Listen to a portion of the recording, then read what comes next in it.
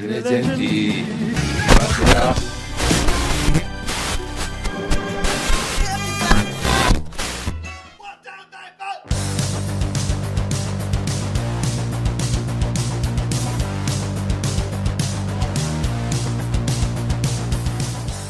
Conexão Satoshi, seu podcast do Coin Times.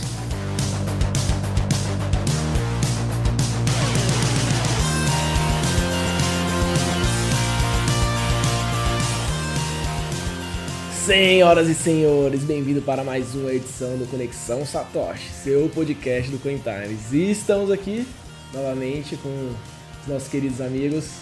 E aí, Neto? Beleza, Isaac? Beleza, galera?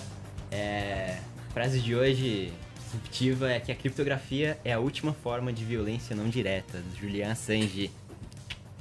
E aí, Bassoto? Se o dinheiro for sua esperança de independência, você jamais a terá. A única segurança verdadeira consiste numa reserva de sabedoria, de experiência e de competência. Nossa, só aqui na lata. E aí, lemos coisa linda. E aí, galera, minha frase é o seguinte: a USAL não vai prevalecer. Cabo da USAL. Ai. Esse já é nosso 6º episódio do Conexão Satoshi. Já falamos sobre Bitcoin, já falamos sobre blockchain, mineração, sobre o que é moeda, sobre pirâmides financeiras. Então, tipo, você que tá escutando, quer saber um pouco mais sobre esse assunto, depois que você ouvir esse podcast, volta aí nos anteriores, que tem uns bem bons aí, de uns assuntos bem legais que a gente falou. Hoje a gente vai falar de futuro. Mano, a gente vai falar de futuro, mas não é aquele estilo Minority Report, com os humanoides lá no centro, adivinhando o futuro, vendo quem... Mas quase isso. É quase isso, tá ali. É igual, mas é diferente. E que tá acontecendo hoje, esse futuro, que muita gente não faz ideia. Tipo, pra algumas pessoas ele já vive o futuro e pra algumas, mano, isso daí ainda... A pessoa fica pensando, mano, será que isso ainda vai existir? É mais ou menos essa pegada.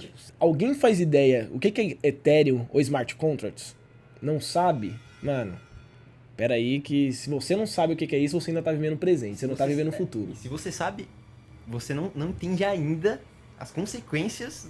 E a grandiosidade desse projeto, isso é a nova internet. Véio. E todo mundo ouviu já falar de Bitcoin, seja ele no Fantástico ou em algum jornal. O Ethereum é tipo um Bitcoin evoluído. Calma. Opa! É o blockchain do Ethereum, é o blockchain do Bitcoin evoluído. Exatamente, é o Bitcoin evoluído. Ele é tipo Pokémon, tá ligado? É tipo o Pikachu que evoluiu, tá ligado? E o Ethereum, que na minha opinião é uma das invenções, tipo, mais fodas da humanidade. Tipo, a gente vai abordar esse assunto aqui agora. A gente vai falar um pouquinho da história do Ethereum. Vai falar, tipo, como ele foi criado, o que aconteceu aí. Quem criou ele. Isso aqui é um assunto bem fechadinho. Então, se você quer entender bem o que a gente tá falando, volta lá pro primeiro e escuta sobre... Bitcoin, blockchain. Porque isso aí você vai ter uma boa matéria pra vir pra esse podcast, tipo, entendendo um pouquinho mais do assunto. Já vai chegar aqui na lata já pra entender. Então, a ideia do Ethereum é, tipo, ele pega a tecnologia utilizada com Bitcoin, como o Bassoto falou, a do blockchain, e traz pra outros meios, porque o Bitcoin é só pro sistema monetário. Então, ele traz pra várias aplicações no nosso dia a dia. Mas pra falar do Ethereum, a gente fala um pouquinho de Bitcoin, porque ele pega toda essa tecnologia que o Bitcoin fez, que foi criada junto com o Bitcoin, e que foi o que o Bassoto falou, mas ele leva pra qualquer outro meio fora do monetário. Então, mas antes da gente falar desses outros meios que ele aplica, vamos entender, tipo, como que ele foi criado, se ele é a mesma pegada do Bitcoin, como que ele funciona, porque ele é uma criptomoeda. Então, é isso mesmo, Isaac. Na verdade, o Ethereum, essa criptomoeda, a criptomoeda é uma criptoplataforma. Ele surgiu mesmo de um projeto que já era meio que uma ideia de Bitcoin, que era o Mastercoin, que era uma outra criptomoeda, que provavelmente agora já está meio morta, de um cara que era apaixonado por Bitcoin, por criptografia, e que na época tinha uns 17, 18 anos por aí, que era um tal de Vitalik. Vitalik Buterin. Isso. Ele parece meio... Um alienígena. Parece. Pior que ele lembra. Ele é muito feio, cara. Por isso que eu não compro Ethereum. Ele veio diretamente da nova ordem mundial. E esse cara, ele já escrevia pra Bitcoin Magazine, que é uma revista que ele ajudou a fundar, que inclusive por artigo que ele publicava, ele ganhava 5 bitcoins. Nossa, isso faz tempo, hein? O maluco hoje deve estar como? Se ele guardou esses bitcoins, o maluco tá rico. Se ele não gastou na Steam comprando o jogo. Né? Igual algumas pessoas por aqui, né? Nem falo quem, mas então, esse Vitalik, 2011, ele já era apaixonado por Bitcoin e ele trabalhava num projeto chamado Mastercoin. Ele trabalhava com a ideia de Colored Coins. O que são essas Colored Coins? São moedas coloridas. Então, imagina que você tem um Bitcoin ali, você tem um Bitcoin seu. Esse Bitcoin pode ser dividido em várias casas decimais, né? E, eu pego uma fração desses Bitcoins e eu falo, uma fração, um satoshi agora vai significar um quilo de ouro. Ou 1 quilo de arroz. A ideia de tokenizar. Tokenizar é tipo levar para esses ativos qualquer coisa do nosso mundo, do nosso meio. Isso, você digitaliza, você tira do mundo material e coloca digitalizado isso. E como o Bitcoin ele permite que isso seja único, você sabe que, só vai ter um daquele, um saco de arroz ali, ou sei lá, um diamante valendo aquele um satoshi. Então você pinta aquele Bitcoin e ele começa a significar outra coisa. Ele já não significa mais aquele Bitcoin. Então, basicamente, o Ethereum ele pega um ativo do mundo real. Por exemplo, eu quero digitalizar um time de futebol. Eu quero, por exemplo, fazer uma moeda do Mengão. Aí eu faço uma moeda que vai representar o Mengão. Aí eu coloco um símbolo, posso fazer os torcedores trocarem essa moeda para comprar produto do time, conseguir desconto. Então é basicamente você pegar um ativo do mundo real e digitalizar ele. E esse Vitalik ele estava trabalhando nisso, porém o que aconteceu? Ele via que, ele só conseguia fazer aquilo. Então ele só conseguia digitalizar aquilo, mas só que ele queria algo mais. Ele queria mais funcionalidades, ele queria uma coisa que já era pensada por um dos caras que é suspeito de criar o Bitcoin, que é o Nick Szabo. O Nick Szabo, ele pensa na ideia... Esse cara é um gênio. É um gênio. Cara, o em blog dele é 1994... puro ouro, né? Puro ouro. Inclusive a gente vai deixar na descrição o blog dele, que é demais. Tá em inglês, mas, vale a pena. Nossa, vale muito bom, a pena ler alguns artigos dele. E a gente também tem já um post falando só sobre ele. Só sobre ele. E esse cara, ele tava trabalhando nisso e... Em 1994, ele inventou esse termo, por volta de 1994, ele inventou esse termo, chamado contratos inteligentes. São os famosos smart contracts. Smart contracts. E o Vitalik falou, eu quero fazer esses contratos inteligentes, mas, no Bitcoin eu não tenho muita flexibilidade, e aqui no projeto Mastercoin também não. Então, com 18 anos, com 18, 19 anos de idade, ele falou, eu vou fazer uma plataforma com contratos inteligentes e que você vai conseguir fazer um monte de aplicações com essa plataforma. Então, porque isso daí é muito absurdo, porque você meio que, tira qualquer função que seja social, que seja uma empresa social ou governamental, da linha. Porque se você cria um contrato inteligente, você, tira instituições de cartório, por exemplo, que era necessária somente para fazer isso, você elimina eles e pessoas que trabalhavam nisso. E vale a pena explicar o que é um contrato inteligente. Ele seria mais ou menos um contrato sem um juiz, assim. Porque ele se auto-executa. Você não precisa, de uma terceira pessoa, como o cara do cartório, pra falar, esse contrato, a gente vai executar ele agora. Não. Já tá no código e o código é a lei.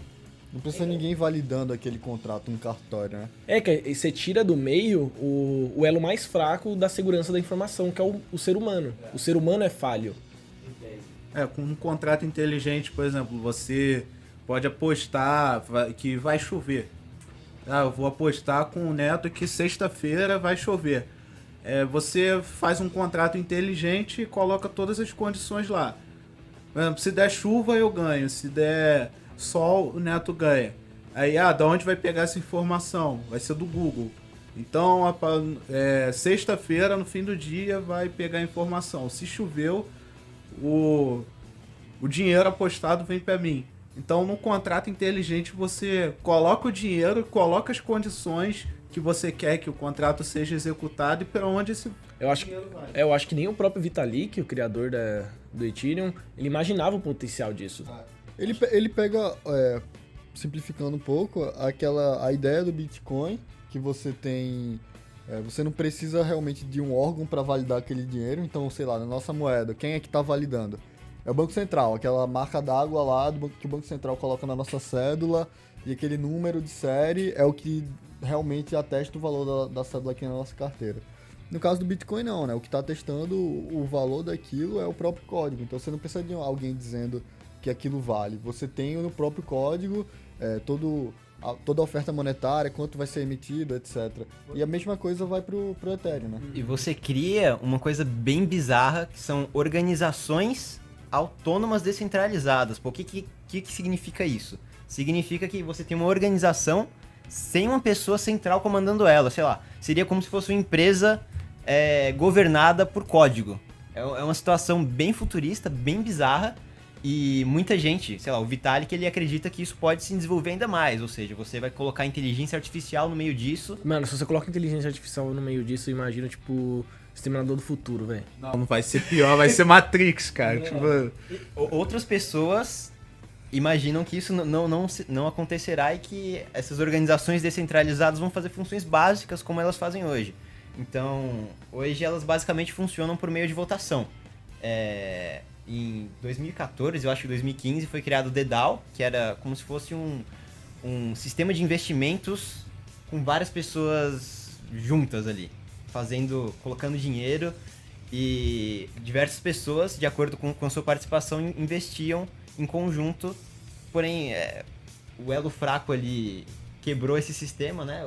Teve um erro de código e o sistema acabou sendo hackeado, mas é um grande exemplo do que pode ser feito com o Ethereum. E o Ethereum é tipo um sistema, né, uma plataforma, e dentro dele roda o Ether, que é uma criptomoeda como o Bitcoin, tem um valor atrelado a ela, e ela serve para fazer o pagamento desse microsistema dentro dele.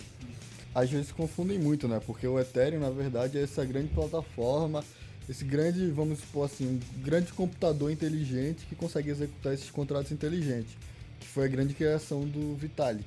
E o Ether é a moeda utilizada dentro dessa plataforma, que essa sim é a criptomoeda famosa, a segunda moeda no mercado.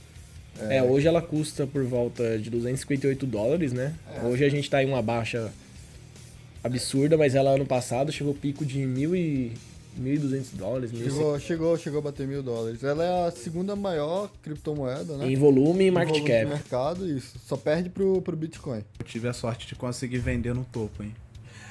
Ganhou uma grana, hein? Vai pagar cerveja. Mas eu comprei bem próximo. E o pior é que ela é uma criptomoeda recente, ela é de 2015 só. Exatamente. Então você tem criptomoedas muito mais antigas que o próprio Ether, e ela conseguiu crescer bastante, né? De maneira muito rápida. Isso é muito interessante. Inclusive, ela matou outras criptomoedas. Existia uma criptomoeda chamada Namecoin, que inclusive o próprio Satoshi Nakamoto imaginou ela, que o Ether, com 2 ou 3 linhas de código, conseguiu resolver todo o problema que essa moeda resolvia. Então, assim, tanto o aspecto físico quanto, assim, em termos de capacidade, realmente o Vitalik é um extraterrestre, né?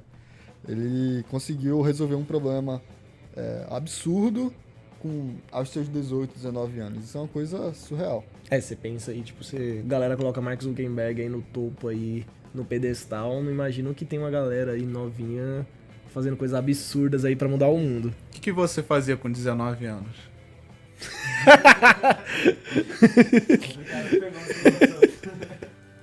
Eu jogava. Eu jogava. 19 anos jogar. Eu jogava. Ainda jogo, né? Mas Exatamente. jogava mais. E ela é uma criptomoeda como qualquer outra, e ela tipo, pegando o Bitcoin como exemplo, do mesmo jeito que o Bitcoin tem um blockchain, tem a parte de mineração, tudo isso funciona da mesma forma, né? Tipo, possui mineração para ter maior número de moedas rodando no mercado. Ao contrário do Bitcoin, que é uma moeda limitada, né? O Ethereum não é limitado. Então, enquanto tiver necessidade, o mercado vai jogar aí. Ethereum dentro do... Que o preço, por exemplo, é o que muita gente fala, que o preço do Bitcoin tá atrelado à escassez dele, o do Ethereum é totalmente ao contrário, a filosofia. Porque o Ether nada mais é do que, assim, uma moeda que você vai utilizar para conseguir comprar espaços naquele grande computador do Ethereum, né? Então você vai precisar comprar, por exemplo, eu quero executar um contrato inteligente lá, quero fazer um contrato inteligente para minha empresa, alguma coisa do tipo. Então você tem que comprar Ether, e com esse Ether aí você vai conseguir comprar espaço dentro da máquina do Ethereum para conseguir executar isso. Então nada mais é do que um token para você realmente ficar comprando espaço computacional lá. Diferente do Bitcoin, né? Que tem uma proposta totalmente diferente. Uma dúvida que, tipo, eu li em algum lugar e eu não consegui, tipo, confirmar isso, foi a partir do Ethereum que começou essa onda de ICOs? Foi ele que possibilitou isso? Essa onda de ICOs veio realmente com o Ethereum. Antes, algumas moedas tentaram fazer um ICO, você teve, por exemplo, a Next, que só arrecadou 7 bitcoins, você teve algumas criptomoedas tentando fazer isso, mas só com o Ethereum, que essa onda de ICOs que decolou, que conseguiu decolar, né? Vale explicar o que é um ICO, né? Um ICO é uma oferta inicial de uma moeda, geralmente de uma criptomoeda, de um token. Ele parece um IPO, é igual um IPO, mas só que é diferente.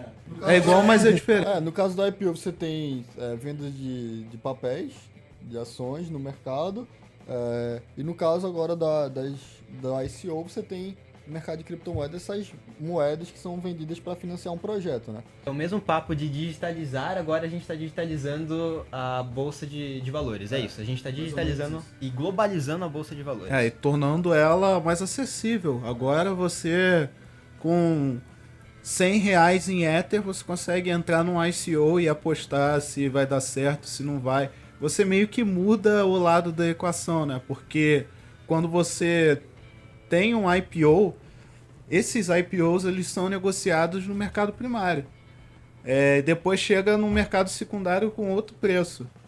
Então quem está na ponta acaba perdendo. Agora com o ICO você já entra direto, você já entra ali direto na frente, você já está com todo mundo. Então o ICO, de certa forma, ele é mais inclusivo e é mais fácil do que... Você consegue comprar com desconto até, dependendo da fase que o ICO tá, e sem contar que não tem restrição do local.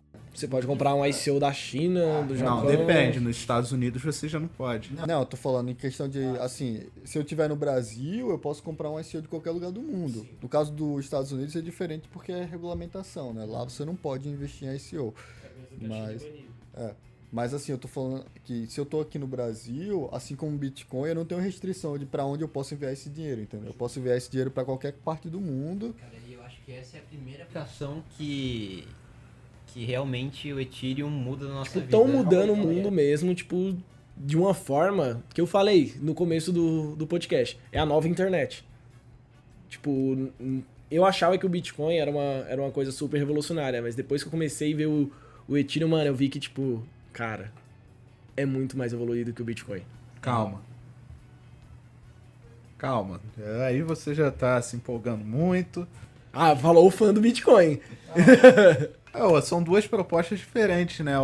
Você não pode comparar o Bitcoin com o Ethereum. O Bitcoin é um sistema monetário com uma contabilidade perfeita. O Ethereum é uma plataforma onde você, no blockchain dele, pode botar gatinho, pode colecionar carta de jogo, carta de Magic. Então... Por isso eu acho ele mais evoluído. Muito legal que agora a gente entra no o que o pessoal tá fazendo com o Ethereum e o que pode ser feito ainda, né? Então a gente já tem projetos, por exemplo, de games descentralizados, onde você, sei lá, um game de cartas, por exemplo, que agora é a nova febre no Ethereum. Você tem, sei lá, hoje em dia, fora na internet que você tem Hearthstone da Blizzard, que é o maior sucesso, você tem aquele Magic.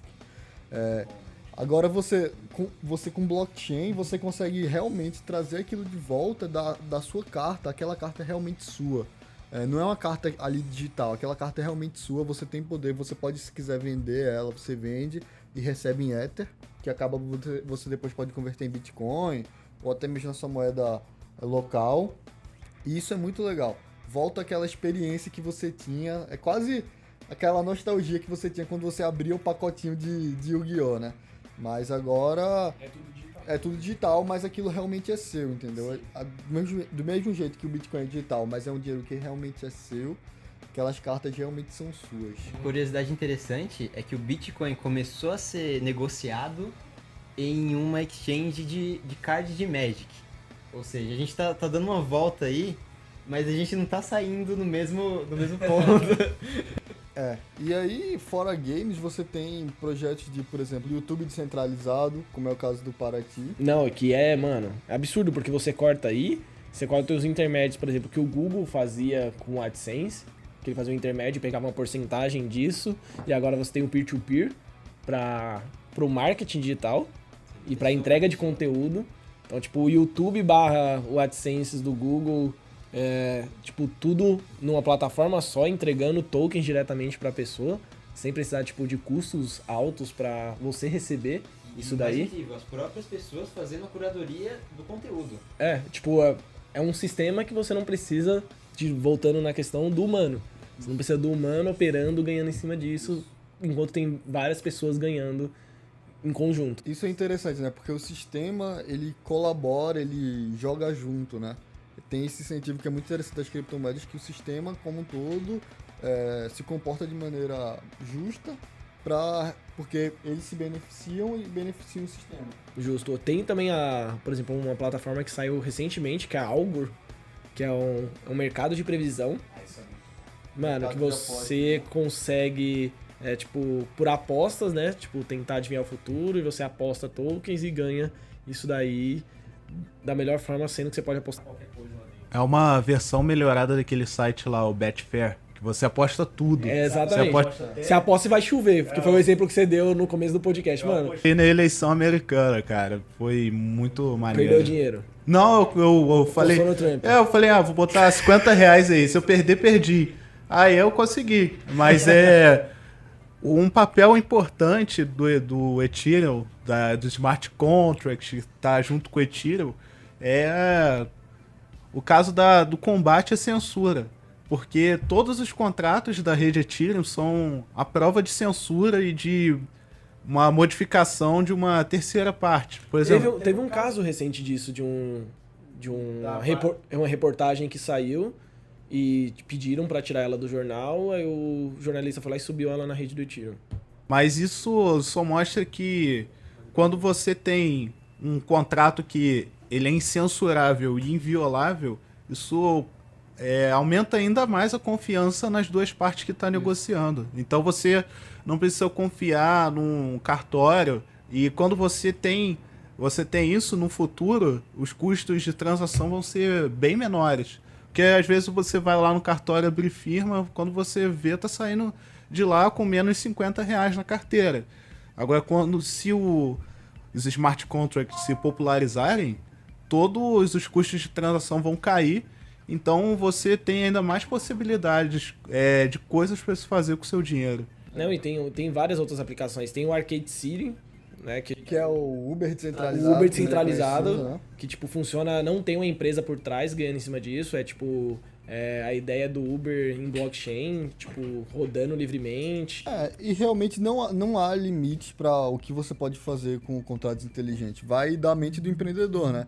Porque hoje em dia todos esses serviços você precisa de confiança. Então, você precisa de todo serviço que hoje em dia você precisa de uma ponte ligando o cara que quer comprar e o cara que quer vender, ou o cara que quer oferecer um serviço e quer adquirir o serviço, você pode substituir isso por contrato inteligente. Então aí vai de Uber, YouTube, você tem questão de restaurante, então aplicativo, sei lá, de entrega de comida, que hoje em dia você tem diversos.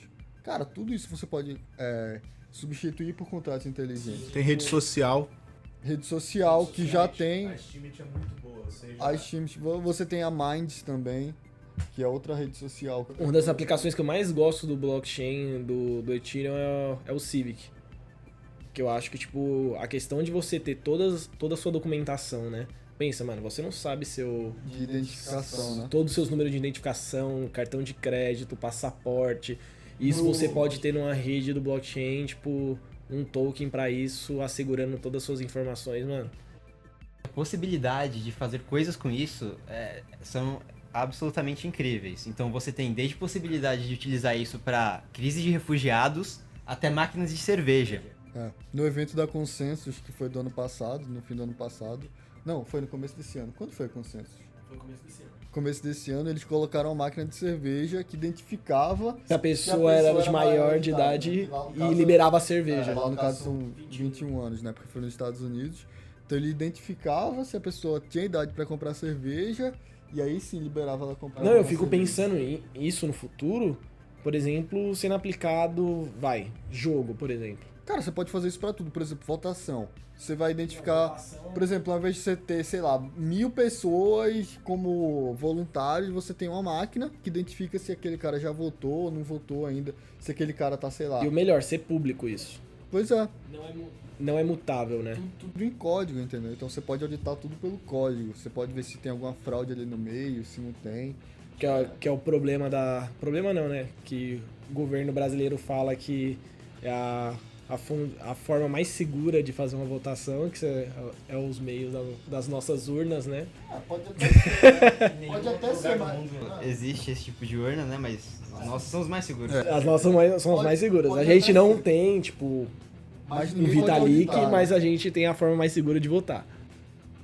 O problema é que ninguém pode auditar. Então, se tiver algum problema ali no meio, ninguém sabe. Só eles sabem, né? Só o pessoal ali que tem credencial para poder dar uma vista no código. Então, isso é muito complicado.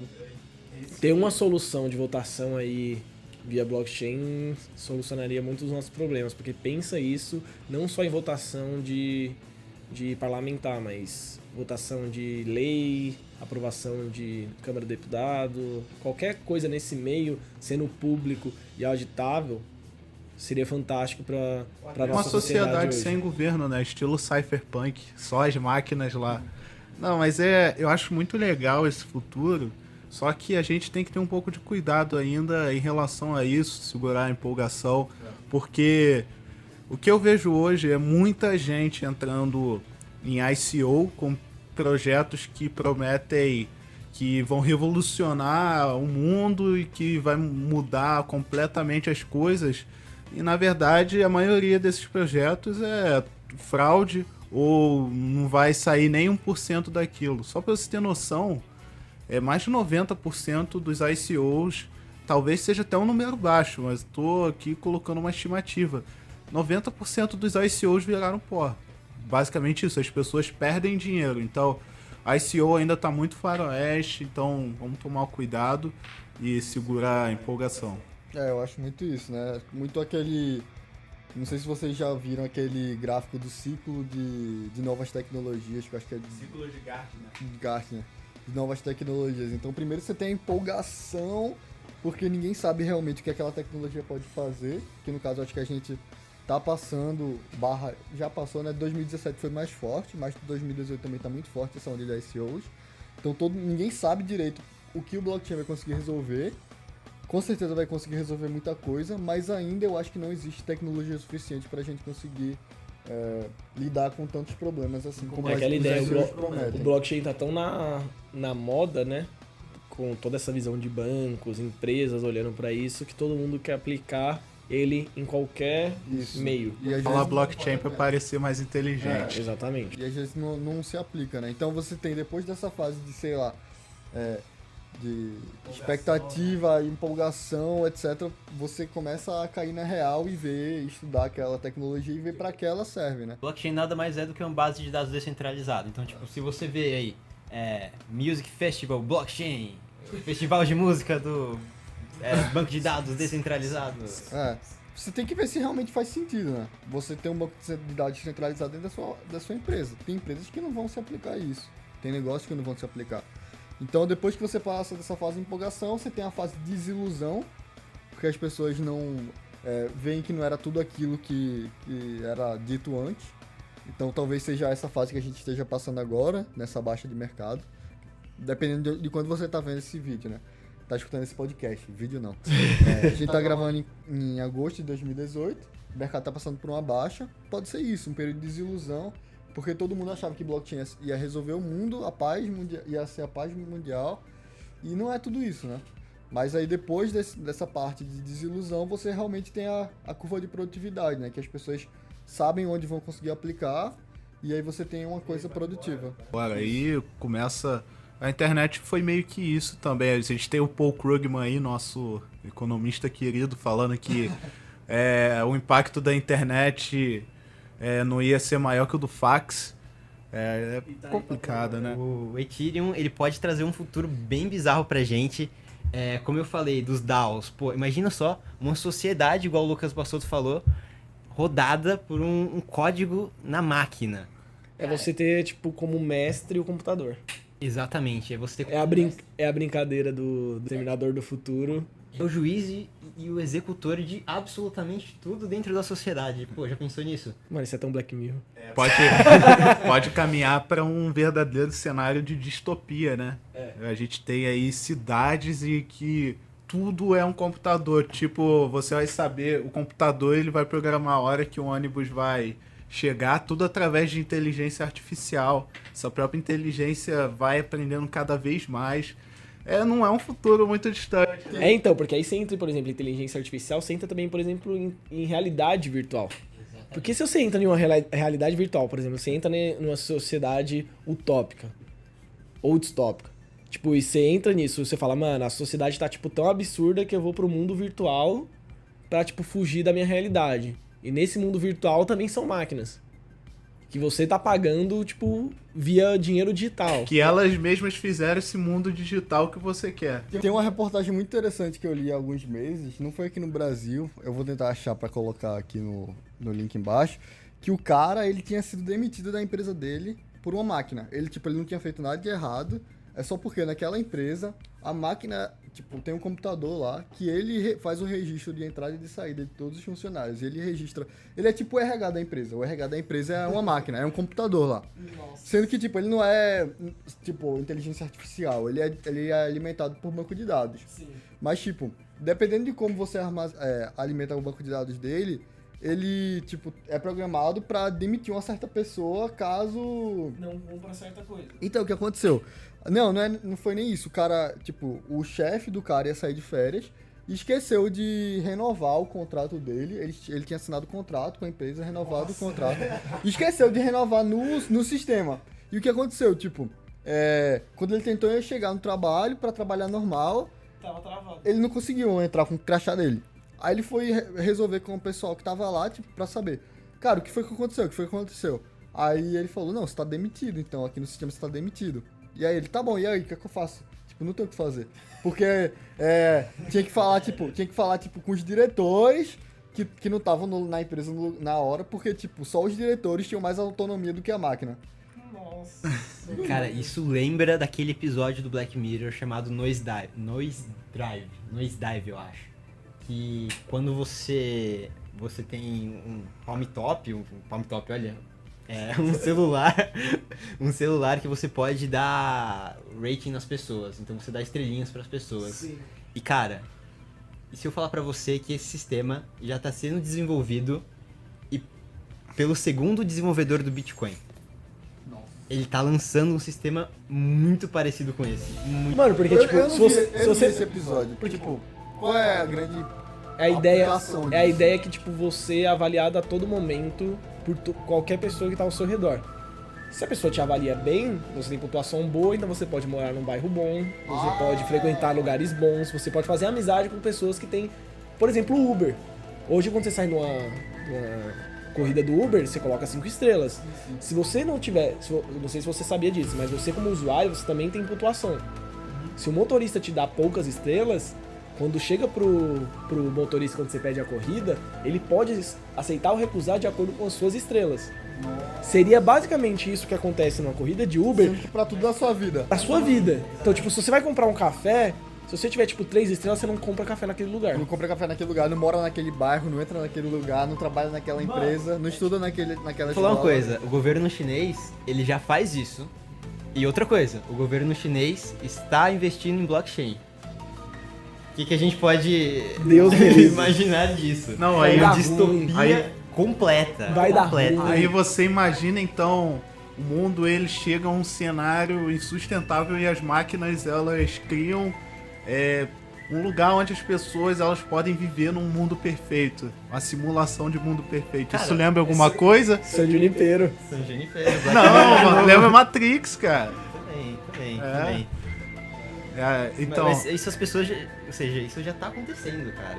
Tem muitas pessoas que vivem apenas jogando games, vivem com, sei lá, comprando Bitcoin, vendendo games dentro de jogos com Bitcoin, ou seja, as pessoas Games vivem em blockchain, em né? blockchain, ou seja, as pessoas vivem num mundo completamente digital e agora a gente está digitalizando tudo. As seguradoras futuramente vão digitalizar o seu carro, o seu smartphone. A gente está fazendo um upload para a máquina. Cara, Tá dando informação pra ela. Exatamente. é muito legal viver assim, especulando sobre o futuro, cara. Nossa, é Eu muito tenho legal um essa medo, discussão. eu tenho um medo do Eu tenho caramba. medo, mas é também muito interessante. Deus me livre. Porque eu fico, mano, eu quero viver nessa época, quero, mas. Que não passa nem Wi-Fi, ó. Não, sério. Sério, tipo, nossos pais, quando eram da nossa idade, olha o que mudou desde quando eles, sei lá, tinham 20 anos. Eu fico imaginando isso. É porque, bizarro. E é exponencial a tecnologia. Por não exemplo, acha? de nós quatro, eu sou o único que tem filho. E, por exemplo, minha mãe mostrava foto pra mim no álbum de fotografia. Ah, E eu fico imaginando, e eu falo, mano, que coisa ridícula de velha, por que você fica guardando isso? Tipo, um monte de coisa, você fala, mãe, você pode digitalizar tudo isso, escanear tudo e guardar, tipo, pra não estragar a foto e tudo.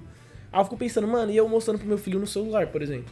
Ele vai pensar, mano, meu pai é retardado, tá ligado? Ele tiver, tipo, 18 anos, então teu filho tem o quê? 1 ano agora? Não fez nenhum ano ainda. Pronto, daqui a, sei lá, 17 anos. Cara, vai ser uma coisa tão bizarra que ele vai olhar assim e vai ter vergonha. Cara, meu pai tem foto no celular. Ó, Ele nossa. usa celular ainda, velho. Ele usa o celular e confia em leis sem um contrato inteligente, meu Deus. Meu Deus, o que meu pai tá fazendo na vida? Vai ser... E não tem acesso ao código do celular. Vai ser tipo isso. Nossa. Acho que todo mundo vai saber programar, assim como hoje em dia meio que todo mundo sabe mexer em computador. O que antes era, sei lá, tipo, um cara ou outro na empresa sabia mexer no computador. Hoje em dia todo mundo mexe em computador. E vai ser isso pra programação, eu acho. Tipo, todo mundo vai saber programar, todo mundo vai saber o que é um blockchain, todo mundo vai saber. Querendo ou não, programar no Ethereum não é uma coisa difícil. É super simples. Eu vi um workshop de 45 minutos online e, tipo, eu já sabia a lógica de programação e, tipo, executei um smart contract, tipo, simples. E na sociedade que a gente montou, isso daí vai ser, tipo, essencial. Vai ser, sei lá, fazer arroz e feijão. Vai ter um smart contract pra cada coisa. Que medo. Fazer arroz e feijão? Bom, gente, esse foi um papo, tipo, louco, futurista, que tá acontecendo agora, mas que mexe com coisas loucas, que, tipo, a gente não consegue imaginar como isso vai ser aplicado ainda. A gente tá feliz com o que tá sendo desenvolvido, mas, ao mesmo tempo, com medo do que vai ser desenvolvido lá na frente. Tipo, eu ainda tô com o pé atrás. Mas esse é um assunto muito, muito, muito interessante. Eu acho que vai ter muitos outros podcasts puxando esse tipo de assunto. Porque, mano, tem muita coisa ainda pra vir por aí. O mercado tá mudando a todo momento. Tipo, a todo momento o mercado muda. A gente tava falando disso, que é uma tecnologia nova, surgiu em 2014. Então, tipo, a gente só tem aí 4 anos de tecnologia que meu filho vai, tipo, comer isso com farinha, arroz e feijão. Então, tipo, a gente vai ver muita coisa ainda pela frente. Então é isso. Assistam os outros podcasts. Assinem nosso canal do YouTube, SoundCloud. Acompanhem a gente nas redes sociais. É isso aí, galera. Não esqueçam da Matrix. Ela está chegando. falou, pessoal. Foi um prazer estar aqui e vamos viver esse futuro aí maravilhoso. Basicamente isso daí é a criptoeconomia. Convido vocês a fazerem parte, entenderem um pouco mais. Acessem o CoinTimes. A gente posta o tempo todo sobre isso por lá, sobre esse tema. E é isso, espero que tenham gostado. É isso, gente. Brigadão. Até a próxima com mais coisas futuristas. What the